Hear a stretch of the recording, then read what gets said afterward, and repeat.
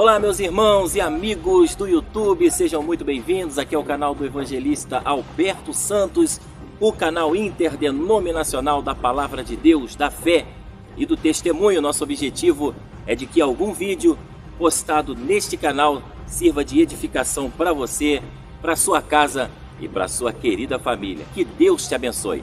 Estamos aqui para mais um vídeo do canal e lembrando que você pode se inscrever clicando lá em inscreva-se, na sequência clique no sininho e ative as notificações. Toda vez que eu colocar um novo vídeo, você recebe no seu celular essa notificação aí dizendo que o novo vídeo chegou. E no vídeo de hoje apresentaremos mais uma mensagem de paz e vida ministrada pelo pastor presidente da comunidade cristã Paz e Vida, pastor Joanribe Palharim. Prepare o seu coração, Deus vai falar com você nesse dia. Se você gostou da mensagem, não se esqueça de compartilhar e se inscrever no nosso canal. Lembrando que o pastor Joanribe tem o seu canal oficial no YouTube. Você escreve youtube.com/Joanribe. Você está no canal oficial do pastor Joanribe, que tem as mensagens em vídeo. O nosso canal tem trabalhado apenas com as mensagens em áudio. Se você quiser ver em vídeo, não se esqueça de procurar o canal oficial do pastor Joanribe aí, tá bom? Então vamos à mensagem de Deus, roda a vinheta e bora pro vídeo. Canal do Alberto Santos, o canal interdenominacional da Palavra de Deus, da fé e do testemunho.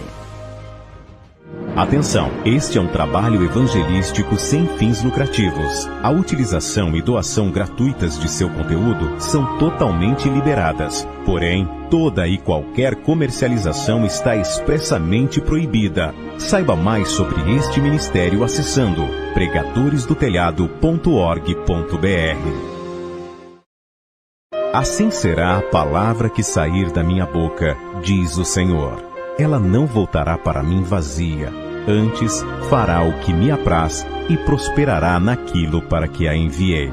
Acompanhe agora a poderosa pregação da Palavra de Deus, ministrada pelo pastor Joanribe Palharim, em um dos encontros de paz e vida, um oferecimento dos pregadores do telhado.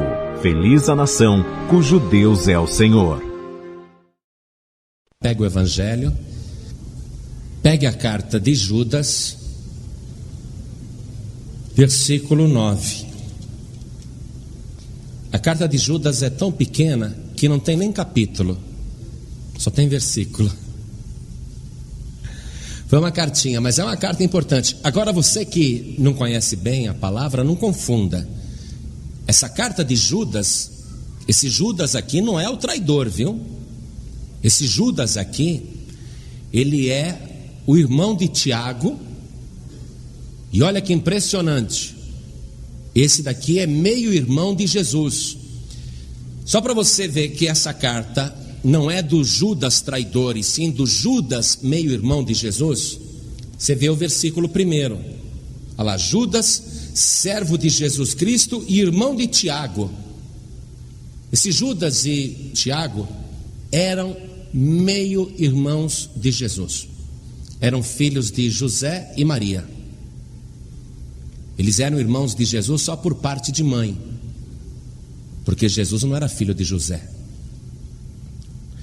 Então ele escreveu essa carta. Você vê que ele, depois que se converteu, ele entendeu que aquele primogênito que havia nascido na sua casa, o seu irmão mais velho, Jesus, não era simplesmente seu irmão carnal. Ele entendeu que é o Salvador, o Cristo, o Messias, o ungido. E ele se coloca aqui não como irmão carnal de Jesus, ele se coloca como servo. Judas, servo de Jesus Cristo e irmão de Tiago. Por que ele citou o Tiago? Porque o Tiago, ele era o chefe da igreja de Jerusalém, e apesar de nenhum dos dois serem apóstolos, eles tinham muita autoridade na igreja cristã primitiva. E Judas escreveu esta carta. E no versículo 9, ele diz o seguinte: mas o arcanjo Miguel, quando contendia com o diabo e disputava a respeito do corpo de Moisés, não ousou pronunciar juízo de maldição contra ele, mas disse: o Senhor te repreenda. Amém, igreja? Eu vou reler, preste atenção. Mas o arcanjo Miguel, quando contendia com o diabo e disputava a respeito do corpo de Moisés, não ousou pronunciar juízo de maldição contra ele, mas disse: o Senhor te repreenda. Você percebeu que nesse versículo 9 foram citadas 4 pessoas: Miguel, o arcanjo, o diabo e o corpo de Moisés. E para repreender o diabo, o nome do Senhor é invocado. Muito bem, eu vou ler pela 3ª vez e eu quero que você repita em seguida. Vamos lá. Mas, bem alto, mas o arcanjo Miguel, quando contendia com o diabo e disputava a respeito do corpo de Moisés, não ousou pronunciar juízo de maldição contra ele, contra Satanás, mas disse: o Senhor te repreenda. Amém? Você crê no poder do nome de Jesus e na palavra de Deus? Então vamos dar a melhor salva de palmas para esta palavra e vamos aplaudir, glorificando, abrindo a nossa boca e dizendo: glória a Deus. Diga bem alto: glória, glória, glória a Deus. Agora o mais alto que você pode: glória a Deus. E agora só os salvos: glória a Deus. Só quem vai para o céu: glória a Deus. Isso, aplaude mais ainda e glorifica mais ainda o Senhor teu Deus. Ó Pai Todo-Poderoso, Deus bendito, Deus amado, Deus tremendo, o teu povo está te aplaudindo, te glorificando, te bendizendo. A tua igreja está te exaltando, porque ela sabe, ela crê que o Senhor é digno de toda honra, de todo louvor e de toda glória. Então recebe, meu Deus, o louvor da tua igreja. E o teu povo aqui, Senhor, hoje veio para ouvir a tua palavra. Fala com cada pessoa que está aqui nesta igreja, fala com cada pessoa que vai ouvir pela rádio, e que a tua palavra vá e produza o resultado para o qual está sendo mandada, em nome do Senhor Jesus. Amém. Diga amém, Jesus. Poder sentar, igreja. Existe um mistério a respeito da morte, que é um assunto de grande curiosidade no mundo todo, porque a morte é uma das certezas absolutas da vida. Então, esse versículo nos fala da morte de um grande homem de Deus, um homem extraordinário, e que passou deste mundo para outro mundo aos 120 anos de idade. Estamos falando, conforme aqui a leitura, de Moisés. Nós vamos ver uma coisa a respeito da morte de Moisés no livro de Deuteronômio, no capítulo 34. Vamos até lá. Vamos ver como foi a morte de Moisés no capítulo 34,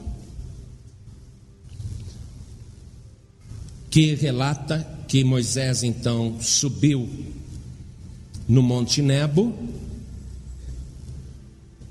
foi até um cume chamado Pisga, que está de frente de Jericó, e ele viu o rio Jordão, e ele viu a terra prometida. Mas Deus falou: você não vai entrar nela, Moisés, você não vai entrar, mas eu vou te mostrar de longe, daqui de cima, e olha, se prepara também, porque você vai morrer. Você vai subir neste monte e você vai morrer ali. E Moisés foi, sabendo que era chegada a sua hora. E o versículo 5 nos diz assim: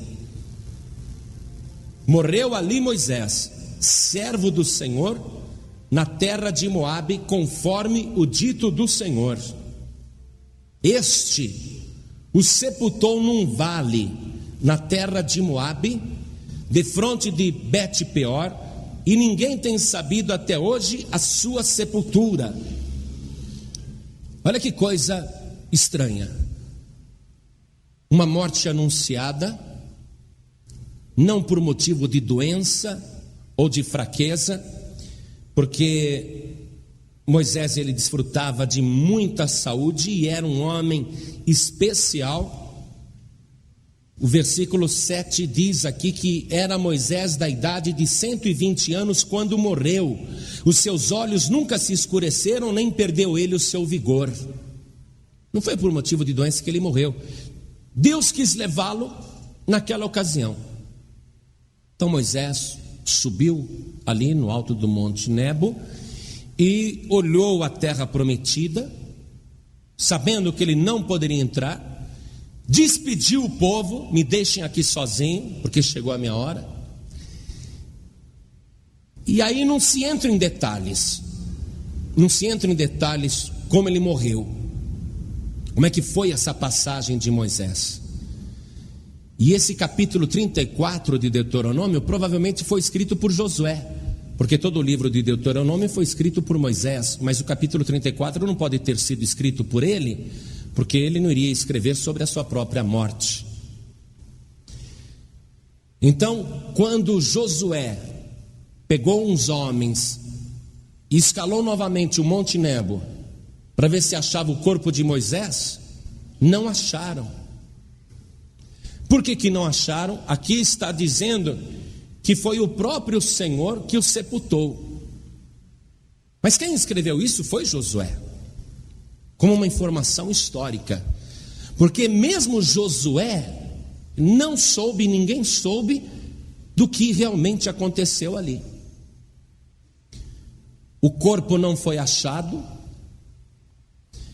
e se Moisés morreu, o motivo porque o seu sepulcro foi desconhecido justamente para não provocar procissões ou idolatria no local, na sepultura de Moisés, porque é lógico que se alguém dissesse: olha, aqui que está o cadáver de Moisés, ia ter gente fazendo romaria até hoje, não é mesmo? Então Deus não aceita idolatria, Deus não aceita romaria, essas coisas. Então ninguém sabe até hoje o local da sua sepultura. E apesar de Josué ter escrito que Moisés morreu, eu particularmente tenho as minhas dúvidas. E eu penso nisso justamente porque ele vai aparecer centenas de anos depois, milhares de anos depois, ele vai aparecer vivo no Monte da Transfiguração, acompanhado de Elias, na presença de Jesus. E Elias, vocês sabem que foi um homem que não morreu. Veio uma carruagem de fogo e o levou para o céu. Então, eu penso que, apesar de todo mundo ter achado que Moisés morreu, e até dos dados históricos afirmarem que ele morreu, eu não vou afirmar que ele morreu. Aliás, no direito penal tem um fato curioso. O sujeito é acusado de matar outro. Ele matou, ele falou que ia matar e o sujeito sumiu. Cadê o corpo? Ah, não tem, ninguém acha o corpo. Sem cadáver não há crime, não é? Então ninguém achou o corpo de Moisés. Ninguém pode falar que de fato, ele foi ali sepultado. Eu não sei o que aconteceu nesse momento. A carta que Judas escreveu, nesse versículo 9 que nós lemos, nos falou de uma disputa no mundo espiritual a respeito do corpo de Moisés. E é sobre esse assunto que eu quero falar com vocês um pouquinho. Porque é evidente que quando uma pessoa vai partir deste mundo para outro mundo, alguma coisa acontece antes. Alguma coisa acontece. Outros seres espirituais entram em ação no falecimento de uma pessoa. Vamos buscar mais alguns detalhes na palavra de Deus aqui. Quando a gente lê em Lucas capítulo 16, vamos lá, em Lucas 16, quando Jesus conta a parábola do rico e de Lázaro, que apesar de ser uma parábola, contém ensinamentos, porque Jesus não iria anunciar uma parábola que não tivesse ensinamentos verdadeiros. E Jesus diz aqui em Lucas 16, 22, que aconteceu que o mendigo morreu e foi levado pelos anjos para o seio de Abraão, e morreu também o rico e foi sepultado. Por isso que Jesus disse, nós podemos então crer que quando um justo morre, anjos de Deus entram em ação para levar aquela alma. E quando o ímpio morre, outros seres, que nós não sabemos com certeza a qualificação, entram também em ação para levar o ímpio para o Hades. Mas como é que é feita essa separação? Como que uma pessoa quando morre, por exemplo, vem o anjo de Deus e leva para o paraíso? E como que quando o ímpio morre, vem outros seres e levam para o Hades, que não é o inferno, mas é um lugar de tormento? Como é que se estabelece essa divisão, essa separação, esse destino depois da morte? Pelo que nós lemos ali na carta de Judas, o diabo, ele comparece naquele ato para disputar o corpo da pessoa. Então, baseado em Judas, versículo 9, nós entendemos que o ímpio, ou até o justo, tem a sua alma disputada pelo diabo, que quer levar com ele aquela pessoa. E você vê que o diabo se apresentou no funeral de Moisés, um funeral feito por Deus, se é que houve um funeral, mas não há dúvida nenhuma que houve uma passagem, não há dúvida que houve uma disputa. O diabo se apresentou ali para dizer: esse aí é meu. Você pode imaginar uma coisa dessa?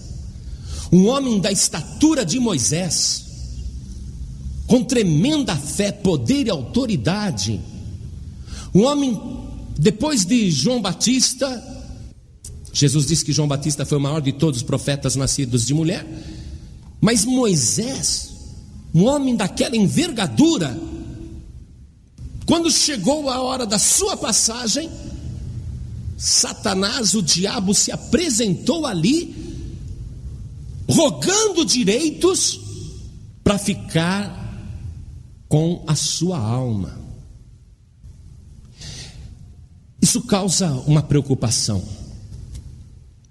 porque no dia da morte de uma pessoa, ou anjos, ou o próprio diabo se apresenta para levar aquela alma. Se for o diabo que vai levar, então a gente já sabe que o destino não é o céu, só pode ser um lugar de tormento, o Hades.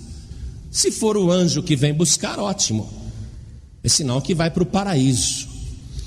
Agora, quando a gente vê que um homem como Moisés ficou no risco de ir para o Hades, porque Satanás dizia: ele é meu,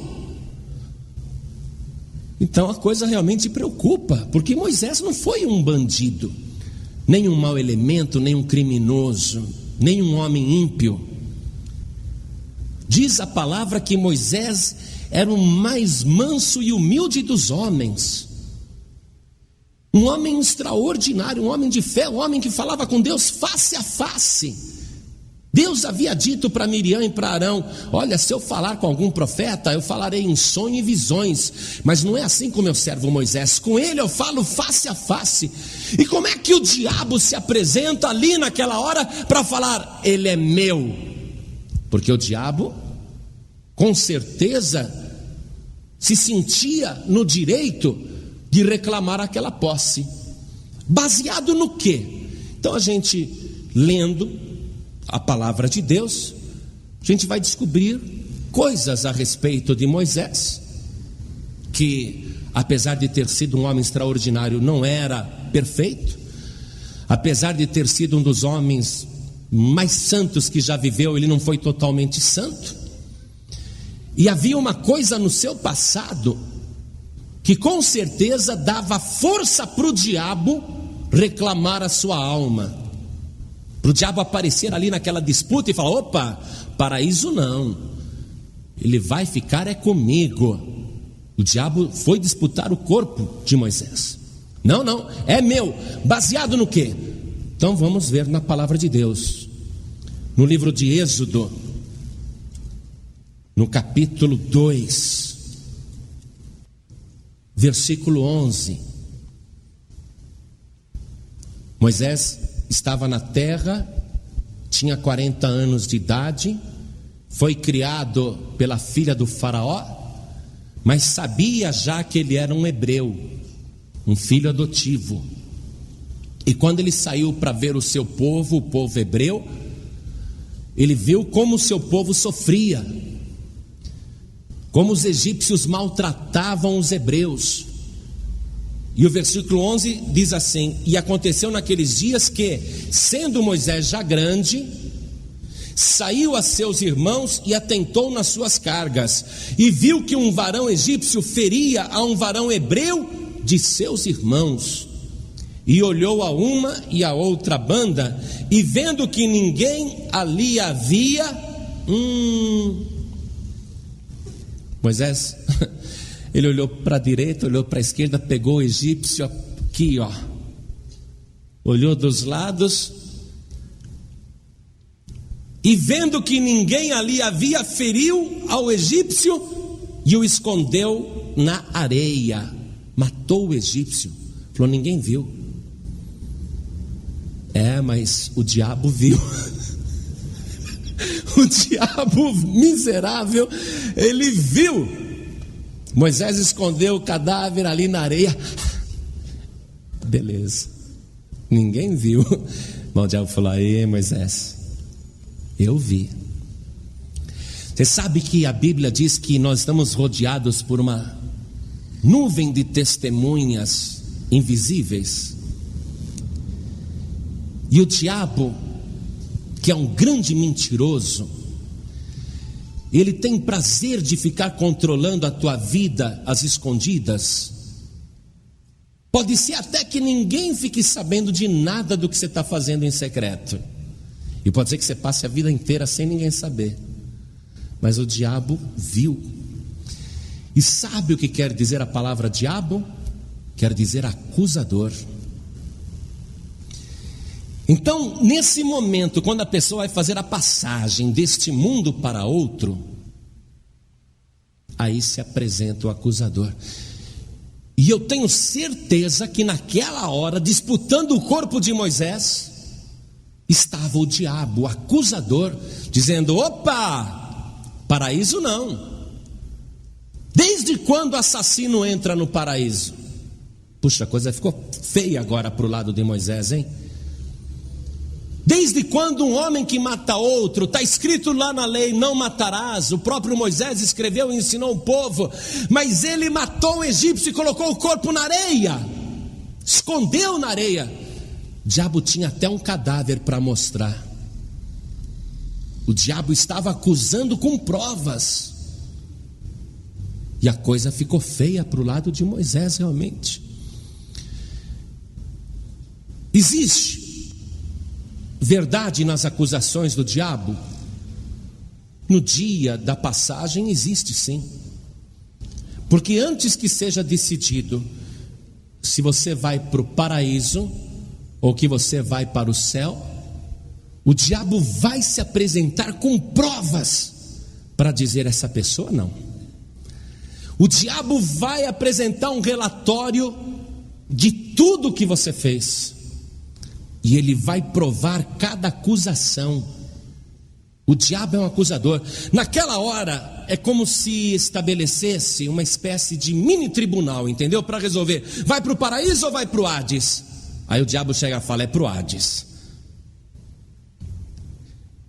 Quando Josué o sucessor de Moisés, também morreu, aconteceu a mesma coisa com ele. Vamos ver isso daí. Profeta Zacarias,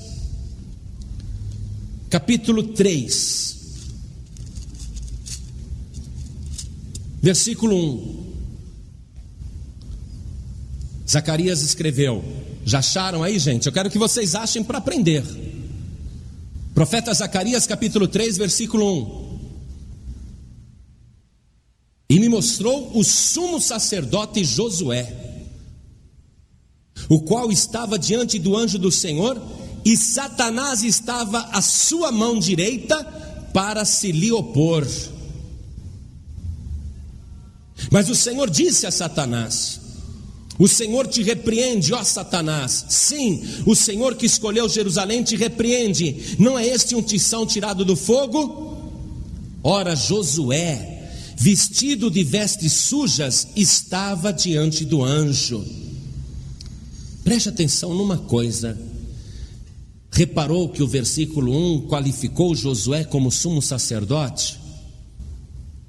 E no entanto, apesar dele ser o sacerdote máximo de Israel, de ser um homem de Deus, olha as roupas que ele está usando ali.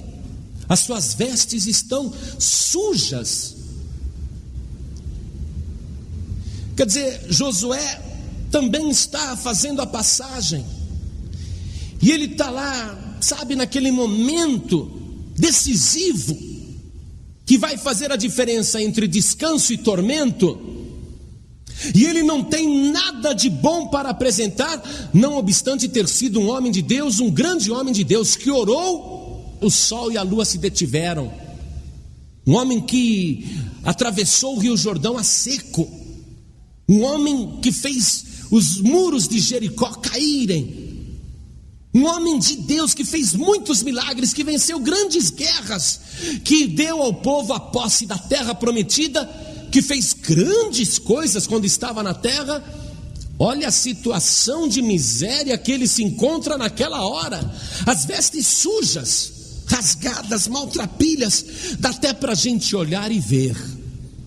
Josué, que era o sumo sacerdote, de cabeça baixada, envergonhado, as vestes imundas, maltrapilho, sem coragem de levantar os olhos, e o diabo dizendo: ele é meu, ele é meu, ele é meu. Se Moisés passou por isso, se Josué, outro grande homem de Deus, passou por isso, o que você acha que vai acontecer comigo e com você? O que você acha que vai acontecer naquela hora? Se Josué está aqui com as vestes sujas, como é que nós vamos estar ali naquela hora? Sem a menor condição, e o diabo acusando e falando toda a verdade. E por que a gente não tem coragem de levantar os olhos? Porque dá vergonha. O que o diabo está falando é verdade. O diabo está dizendo: eu vi. Ele pensou que estava sozinho, mas eu vi, olha aqui, ó. Pior que Deus também viu, né? Deus não pode nem falar: é mentira, diabo. Deus tem que concordar, realmente. E o diabo está dizendo: é meu, é meu. Vai chegar essa hora para você. O diabo vai te disputar, ele vai querer, as tuas vestes vão estar sujas naquela hora. Quando o Senhor Jesus contou a parábola do filho pródigo, sabe aquele moço que era bom, vivia bem, se vestia bem, pegou a herança em vida e gastou tudo em orgia, prostituição, e quando o dinheiro acabou, ele passou fome, necessidade, ele volta para casa todo maltrapilho. Aquela é a situação. Essa é a situação. O nosso estado espiritual diante de Deus, o nosso estado, a nossa veste é assim, ó, veste suja. O filho pródigo também descalço, vestes sujas. Mas olha o que diz aqui ainda em Zacarias capítulo 3, no versículo 4. No meio de toda aquela acusação, Josué arrasado, Moisés arrasado, Você vai estar arrasado, mas vai se ouvir uma voz no céu, dando ordem diante dos anjos e diante de você, dizendo: tirai-lhe estas vestes sujas. E a ele disse: eis que te tenho feito com que passe de ti a tua iniquidade, e te vestirei de vestes novas. Você vai estar sujo e encardido naquele dia, naquela passagem, mas o Senhor Deus, Ele preparou o sangue de Jesus para te purificar de todo o pecado. E Ele diz: tira essa veste suja, coloque um vestido novo, coloque uma sandália nos seus pés, coloque um anel no seu dedo, coloque uma coroa na sua cabeça. Eu tirei a sua iniquidade. Nesta hora não tem jeito de fazer a passagem para melhor, se não for através do Senhor Jesus.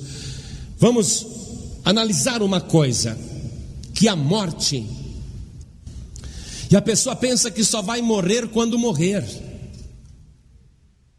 Quando eu morrer, eu estarei morto. Mas a morte não é isso. A morte é uma situação, é um estado de vida. Indo em Lucas capítulo 15, no versículo 24, ali na parábola do filho pródigo mesmo. Por que o pai manda dar uma festa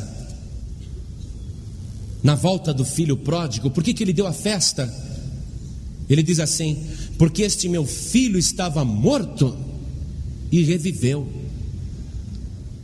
Quer dizer, enquanto ele estava no mundo, na orgia, gastando dinheiro com prostituição, longe do pai, ele estava morto, ele estava perdido. A morte não é quando você der o último suspiro, ou quando chegar a tua hora. A pessoa pensa que só vai morrer ali, mas a morte é um estado de vida. Toda pessoa que está sem Deus, ou que está sem Jesus, esta pessoa está morta. Olha aqui: porque este meu filho estava morto e reviveu, tinha se perdido e foi achado. E começaram a alegrar-se.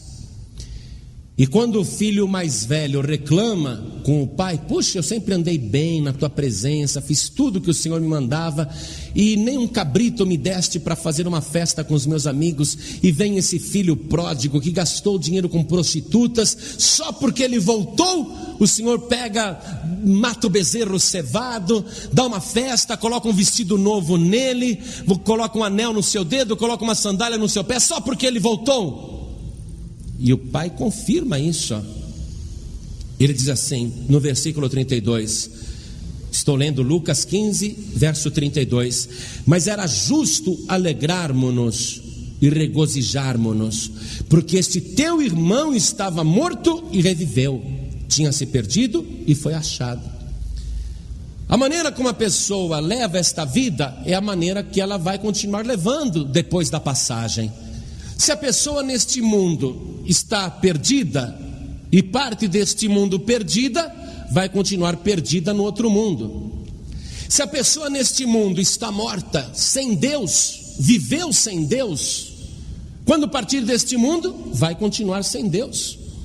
A situação que a pessoa escolhe nesta vida é a que vai continuar na passagem. E mesmo a pessoa que está com Deus, como foi o caso de Moisés e Josué, corre o risco de chegar ali naquela hora e o diabo afrontar mesmo. O diabo falar: não, essa alma é minha, me dá aqui, não vai para o céu coisa nenhuma, não vai para o paraíso não, essa alma é minha. E o diabo apresenta lá todas as provas. Quer dizer que a morte eterna é uma consequência da maneira como a pessoa está vivendo aqui neste mundo. Mas nós vimos aqui e lá em Zacarias, olha aqui, ó, versículo 22, estou em Lucas 15, 22, ó. Mas o pai disse aos seus servos: trazei depressa a melhor roupa e vestilho, e pondo-lhe um anel na mão e sandálias nos pés. Essa nova vestimenta, tira essa roupa rasgada, tira e põe uma roupa nova. Isso é obra de Deus, não depende da pessoa. A pessoa se apresenta, a pessoa tem que vir diante de Deus. e se apresentar no estado que ela está. Senhor, o meu estado é esse, eu não vou falar para o Senhor que eu sou santo, não vou dizer para o Senhor que eu sou direito, não vou falar para o Senhor que eu sou uma pessoa boa. Não, o meu estado é esse aqui mesmo. Olha, a pessoa só se apresenta diante de Deus no estado que ela está. Colocar uma roupa nova é obra de Deus. Mas por que Deus vai colocar uma roupa nova numa pessoa? Se houver arrependimento, se a pessoa voltar com arrependimento, e se houver para esta pessoa um libertador, um que assuma a sua iniquidade. Vamos em Apocalipse capítulo 22, versículo 14, e nós já estamos quase para concluir essa mensagem. Vamos lá. Apocalipse 22, verso 14. Está escrito assim: bem-aventurados aqueles que lavam as suas vestiduras no sangue do Cordeiro, para que tenham direito à árvore da vida e possam entrar na cidade pelas portas. Ninguém vai conseguir entrar no paraíso, passar por aquelas portas, baseando-se na sua própria justiça, porque na hora que você chegar ali na passagem, a tua roupa vai estar imprestável. Ainda que você tenha feito muita caridade, agido bem, se esforçado, você vai chegar naquele dia e as suas roupas vão estar imundas, as roupas espirituais.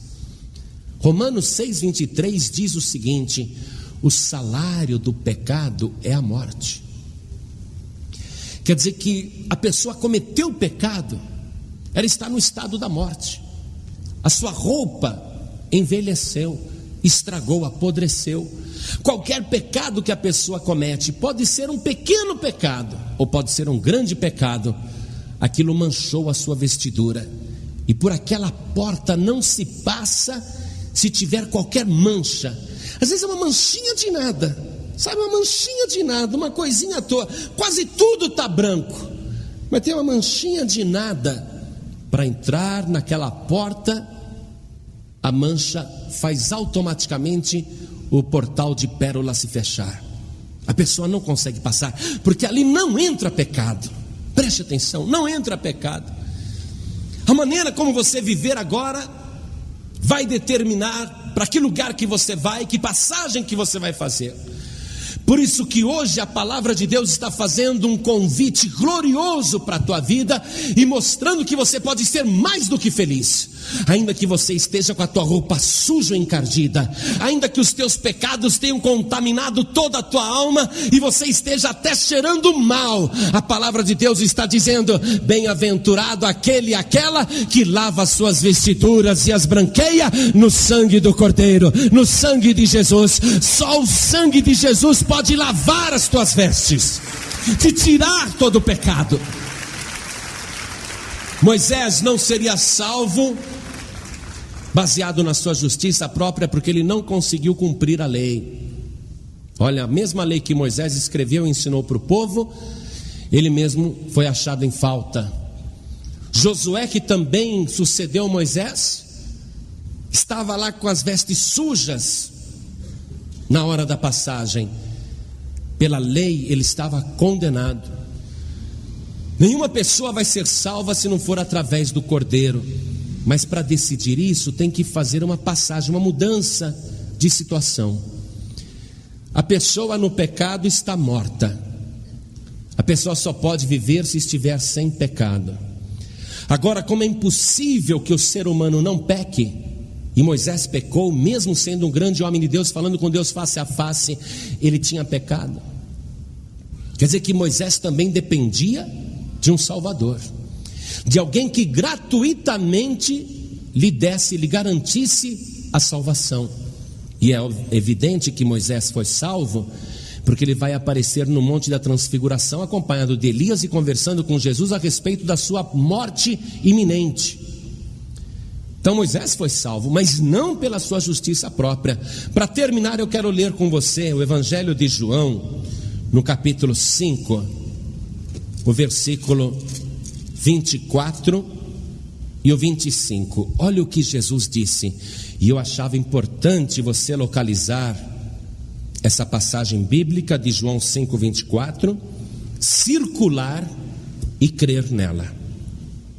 Jesus disse o seguinte: na verdade vos digo que quem ouve a minha palavra e crê naquele que me enviou tem a vida eterna e não entrará em condenação, mas passou da morte para a vida.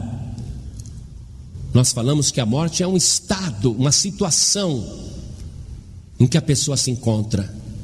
Ela pode estar andando, falando, trabalhando, festejando, mas sem Deus a pessoa está morta. A pessoa só passa da morte para a vida, só muda de situação se ela ouvir a palavra de Deus, crer em Deus e naquele que Deus enviou, crer naquele que me enviou, disse Jesus, se colocar Jesus como Salvador, então a pessoa ali é salva. Se a pessoa crer, ela passa da morte para a vida, se ela obedecer. E as pessoas que estão ouvindo a palavra agora, estão ouvindo palavra de vida. O versículo seguinte diz assim: em verdade vos digo que vem a hora, e agora é, atenção igreja, e agora é, em que os mortos ouvirão a voz do Filho de Deus, e os que a ouvirem viverão. Jesus não está falando apenas de uma morte, onde no dia do arrebatamento da igreja os mortos ressuscitarão. Ele está falando agora, na pregação do Evangelho, as pessoas que estão em estado mortal, as pessoas que estão mortas para Deus, se elas ouvirem a palavra do Senhor Jesus, elas passam da morte para a vida. Você quer ver que coisa interessante? Jesus está lá pendurado no madeiro, agonizando. Suas últimas gotas de sangue estão banhando a terra. Ele está muito fraco. Pessoas passam debaixo da cruz, escarnecem, zombam, meneiam a cabeça, riem, desafiam. E ele está muito fraco, com sede. Está se aproximando às 3 da tarde. Está chegando a hora dele entregar o Espírito. Ele está muito fraco. E um ladrão ao lado dele começa a dizer: tu és o Cristo, desce da cruz e salva-te a ti mesmo e a nós também. E insulta Jesus. E do outro lado, ao lado de Jesus, tem um outro ladrão também agonizando. E ele diz para o seu companheiro de assalto, ele diz: você nem nessa hora tem temor de Deus, é? Nem nesse momento você tem temor? Estamos próximos da passagem, e nem nesse momento você teme a Deus, nem nesta hora você teme a Deus. Nós estamos aqui agonizando porque os nossos atos nos condenaram, nós merecemos esta morte. Mas e esse homem aí? Que mal que ele fez? Que crime que ele cometeu? O que ele fez de errado? Ele está morrendo injustamente. Quando ele reconheceu a pureza do sangue de Jesus, o Senhor Jesus olhou para aquele homem, olhou assim feliz, porque alguém estava reconhecendo a sua inocência, a sua pureza. E aquele ladrão, olhando nos olhos de Jesus, ele disse: Senhor, lembra-te de mim quando entrares no teu reino. E naquela hora da disputa do corpo, naquela hora que Satanás também se apresentava para disputar aqueles corpos, um já estava garantido na mão do diabo: ah, esse daqui, esse já é meu, agora eu quero disputar aquele outro. Mas entre o diabo e aquele outro ladrão estava o nosso Senhor e Salvador Jesus Cristo, o Filho de Deus, para dizer: na verdade eu te digo que ainda hoje estarás comigo no paraíso. Ainda hoje. O momento da passagem, vai haver uma disputa pelo teu cadáver, pelo teu corpo, pela tua alma. Jesus disse que no inferno o corpo não morre e o bicho também não. O fogo nunca se apaga, há ranger de dentes, dor perpétua. A pessoa fica ali e o sofrimento não diminui. Mas na hora da disputa, você pode dizer quem é o teu Salvador. Aquele ladrão roubou a vida inteira. Pensa que ele era bonzinho? Foi bonzinho coisa nenhuma, ele era malfeitor. Ele mesmo disse: nós estamos aqui porque merecemos. Olha só, reconhecimento do pecado. Naquela hora, qual era a sua situação? Ele estava com as vestes em trapos imundos. Ele era só sujeira, só pecado. Como que um homem pecador daquele poderia entrar no paraíso? Porque naquela hora ele reconheceu que o sangue de Jesus Cristo tem poder. Ele reconheceu que o sangue de Jesus purifica de todo o pecado. Ele reconheceu que o sangue de Jesus era poderoso para lavar toda a sua iniquidade. Toda a sua culpa foi tirada. E ele não precisou ficar num lugar, como diz aí algumas religiões dizem que a pessoa tem que ficar no limbo, tem que ficar no purgatório para pagar, sabe? Para pagar, para depois poder mudar de lugar. Ele foi mau a vida inteira, ladrão a vida inteira, mas na última hora colocou Jesus como aquele que ia disputar a sua alma. Jesus disse: hoje mesmo estarás comigo no paraíso. Hoje mesmo. Hoje mesmo. Ele não foi para o limbo, nem para o purgatório, não ficou lá pagando penitência, não. Ninguém precisou ficar rezando pela alma dele, não precisou, porque ele foi salvo pelo sangue de Jesus Cristo. Quando Jesus é o teu Salvador, você vai direto para o paraíso. Quando você dá a tua vida para Jesus aqui na terra, ela continua sendo de Jesus na passagem. Se você for de Jesus agora, você será de Jesus para sempre. Por isso que chega numa reunião como essa, a gente diz: quem quer entregar sua vida para Jesus? O ladrão do lado esquerdo não entregou a vida para Jesus. O ladrão do lado direito entregou. Ele entregou ali na última hora, mas entregou. Felizardo, sortudo, conseguiu reconhecer a oportunidade de ouro que Deus estava dando. E olha só, não era só para ele a oportunidade, não. O outro ladrão também estava recebendo a mesma oportunidade. Era só uma questão de crer, de eleger, de falar: eu também quero, viu, Senhor? Arruma um lugar para mim no paraíso também. Era só ele ter falado isso. Eu garanto que do lado de cá ele ficou: que paraíso que? Que paraíso? A oportunidade foi dada igualmente, mas só um foi salvo. Hoje aqui nesta igreja, a mensagem é esta: a oportunidade tem que ser dada. Ai de mim se eu venho e faço uma reunião e não dou essa oportunidade para você. Ai de mim se saindo daqui você morre. O teu sangue vai ser requerido sobre mim. O teu sangue vai ser cobrado de mim.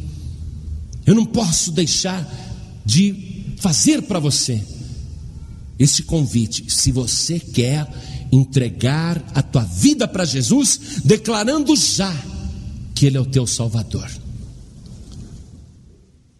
Moisés pôde se salvar sozinho? Não.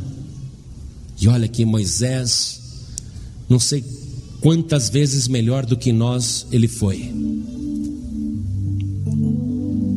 Josué pôde se salvar sozinho? Coitado, estava lá na frente do Senhor envergonhado. Oxa, um sumo sacerdote daquele jeito, com aquelas vestes imundas. Pois é. O que isso quer dizer? Que todo mundo precisa do Salvador. Não é um Salvador qualquer, não. Você viu se ali na hora do ladrão morrer e ser salvo, você viu se alguém foi rogar por ele na hora da sua morte? Não, ele que teve que rogar por si mesmo. Você viu se alguém apareceu ali na disputa do corpo de Moisés? Se alguém foi rogar pela sua alma? Alguma mulher, algum homem? Não. E no caso de Josué, foi alguma mulher ou algum homem ali rogar pela sua alma na hora da sua morte? Não. Não apareça ninguém aqui. Nem pode, nem dá. Porque naquela hora só o Senhor pode estar presente. Quando você elege outra pessoa para ser sua protetora, quando você escolhe outro para ser o teu salvador, você vai ficar decepcionado. Naquela hora da passagem, você vai ficar esperando a tua padroeira aparecer. E cadê a padroeira? Ela nem chega perto. O teu padroeiro, que padroeiro? Não vai nem chegar perto. Josué, o sumo sacerdote, estava com as vestes imundas, ele não podia se salvar ele mesmo. Moisés estava sendo disputado por Satanás. Nenhuma mulher que viveu no passado, nenhum homem que viveu no passado pode comparecer diante de Deus dizendo: olha como eu sou santo, eu quero pedir por essa alma. Ninguém pode, porque todo mundo que comparece ali está com a veste imunda. Mas existe um que está vestido de vestes brancas e resplandecentes, um vestido comprido até o pé, um cinto de ouro no seu peito, uma coroa gloriosa na sua cabeça com muitos diademas, e na sua coxa está escrito: Rei dos Reis e Senhor dos Senhores. Ele é o único que pode aparecer ali naquela hora, santo, irrepreensível, imaculado, para dizer: eu sou o Salvador desta pessoa. Ela me escolheu como seu Salvador. Ele é o único que pode aparecer ali diante de Deus sem pecado. Não apareça nem Moisés, nem Elias, nem João Batista. Não apareça ninguém, porque ali é na frente do Senhor. Hoje você tem que escolher. Você estava morto, pode continuar morto, mas se você ouvir esta palavra, Jesus disse que se você crer naquele que o enviou, você passa da morte para a vida. Mas você tem que dizer: Jesus é, a partir de hoje, o meu único. Porque é só um que pode aparecer ali. Só um pode repreender Satanás. Os anjos não poderão te ajudar. Os anjos que estavam ali queriam que Moisés fosse salvo, queriam que Josué fosse salvo, e o diabo acusando, e os anjos dizendo: cala a boca, Satanás, o Senhor te repreenda. Mas só um podia mesmo chegar e dizer para Satanás: cala-te, eu estou tirando a iniquidade desta pessoa. Só um. Por isso que ele tem que ser o único salvador da tua vida, porque só um vai poder se apresentar ali, mais ninguém. Então, meu irmãozinho, minha irmãzinha, meu visitante, você que está aqui hoje, a intenção dessa mensagem não é te acusar, porque quem te acusa é Satanás, quem te acusa é o diabo, quem te acusa é a sua consciência. A intenção dessa mensagem não é acusar você, dizer que você está perdido. A intenção da mensagem é te mostrar quem pode te salvar, e aquele que você pode dizer: este é o meu Salvador. Você dizer: Senhor, lembra-te de mim. Lembra-te de mim quando chegar a hora da minha passagem. Me guarda quando eu tiver que atravessar o vale da sombra da morte. Ah, Senhor, Tu és o meu Salvador, o meu único Salvador. Se você for de Jesus agora, vai continuar sendo de Jesus depois. Se você não receber Jesus agora, você não vai ter apoio nenhum na hora da passagem. Satanás vai reclamar o teu corpo e vai te levar para o Hades, para o local de tormento. Escape agora. Escape agora. Não é pela tua obra de justiça, não é pela tua bondade, nem pelo teu merecimento. É pela eleição que você vai fazer. Você vai dizer: Jesus é o meu único Salvador, eu o recebo como meu único Salvador. Quantas pessoas aqui agora, preste atenção em mim, preste atenção, porque esta palavra é decisiva. Você passa da morte para a vida, você passa da perdição para a salvação, você passa do Hades para o paraíso. Essa palavra é decisiva. Quantas pessoas aqui hoje querem receber o Senhor Jesus como único e suficiente Salvador? Ergue a mão direita assim bem alto, ergue bem alto a sua mão. Oh glória, faça assim: Jesus é o meu Salvador. Todos que ergueram as mãos, saiam dos seus lugares e venham aqui para frente agora, em nome de Jesus. Sai do teu lugar, pede licença e venha até aqui. Venha já, venha já, venha correndo. Todos que ergueram as mãos, venham para cá.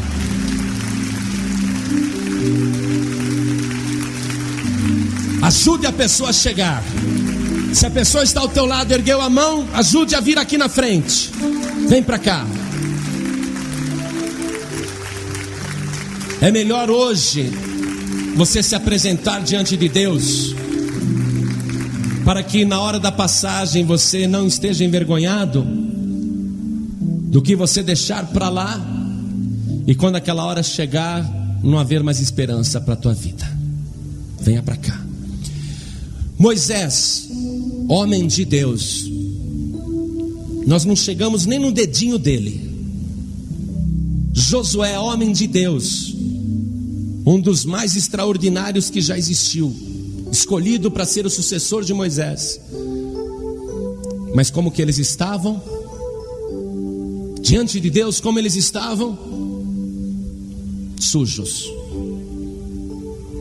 imundos, em pecado. Você pode ser um homem de Deus, uma mulher de Deus, mas isso não quer dizer que está tudo bem. Moisés ficou apavorado naquela hora. Realmente eu tenho culpa. Puxa, mas o grande Moisés correu o risco de ir para o Hades. Você hoje está aqui, pode ser que você tenha 1 ano de igreja, 2, 3, 4, 5, 10 anos de igreja. Pode ser que você nunca se desviou da igreja. Mas como é que está a sua vida agora? Tem mancha para ser tirada? Tem sujeira para ser lavada? Você sabe, você conhece a palavra, só o sangue de Jesus pode te purificar. E não adianta você querer ser purificado aí na tua cadeira, no teu lugar. Você tem que chegar debaixo da cruz, no altar de Deus, e falar: Senhor, me purifica do meu pecado. Nós não queremos saber o que é, mas você não pode continuar carregando esse pecado com você. Se você sente necessidade de consertar a tua vida, de pedir perdão, de lavar o teu pecado, então saia do teu lugar e venha aqui para frente agora em nome de Jesus Cristo. Mas venha rápido, para que a gente possa orar. Venha rapidamente. O sumo sacerdote Josué estava com as vestes imundas. Puxa, mas se o sumo sacerdote estava daquele jeito, imagina os membros. Pois é, eu também vou dobrar o meu joelho aqui. Eu também vou dobrar o meu joelho aqui, porque eu também tenho que pedir perdão e consertar a minha vida. Se você sente necessidade de fazer isso, não confie na tua justiça, não. Confie no sangue de Jesus. Vem aqui para frente. Não confie que você é bom, que você é fiel. Não confie em nada disso, nos teus jejuns. Não confie na tua santidade, na tua bondade, nada disso. Confie no sangue de Jesus. Pastor, eu preciso de Jesus. Que maravilha, sabia? Quando uma pessoa chega à conclusão que continua hoje como antigamente e futuramente dependendo do sangue de Jesus para purificar os seus pecados. Que maravilha quando a pessoa sabe, compreende que nela mesma não há obra nenhuma de justiça, que ela não é perfeita, que ela depende do Salvador, que ela depende do perdão do Senhor Jesus. Venha para frente em nome do Senhor, e todos juntos aqui vamos dobrar os nossos joelhos. Você que está entregando a tua vida para Jesus, coloque a mão direita sobre o teu coração. Só você que está entregando a tua vida para Jesus, ore assim comigo: meu Deus e meu Pai, eu ouvi a tua palavra, e neste momento eu estou crendo naquele que enviou o Senhor Jesus para ser o meu único e suficiente Salvador. Meu Deus da glória, vem agora, pelo sangue de Jesus, lavar os meus pecados e perdoar as minhas iniquidades. Meu Pai Santo, escreve o meu nome no livro da vida e registra, Senhor, que eu já escolhi o meu Salvador para sempre. Amém. Agora cada pessoa que está aqui de joelhos, cada pessoa, ore assim comigo: meu Deus e meu Pai, eu não dependo de mim mesmo para receber a salvação e a vida eterna. Eu continuo dependendo do perdão e do poder do sangue de Jesus. Meu Pai querido, perdoa agora os meus pecados, me purifica de toda iniquidade e lava agora as minhas vestiduras no sangue do Cordeiro. Meu Pai Santo, me dá agora o perdão completo e a purificação pelo sangue de Jesus. Assim seja. Você acabou de ouvir uma inédita mensagem nos Encontros de Paz e Vida. Um oferecimento dos Pregadores do Telhado. Acesse pregadoresdotelhado.org.br. Não guarde essa mensagem para você. Se você gostou, compartilhe com seus amigos. Se inscreva em nosso canal, clique no sininho e ative as notificações. Que Deus abençoe a sua vida e até o próximo vídeo. Canal do Alberto Santos, o canal interdenominacional da Palavra de Deus, da Fé e do Testemunho.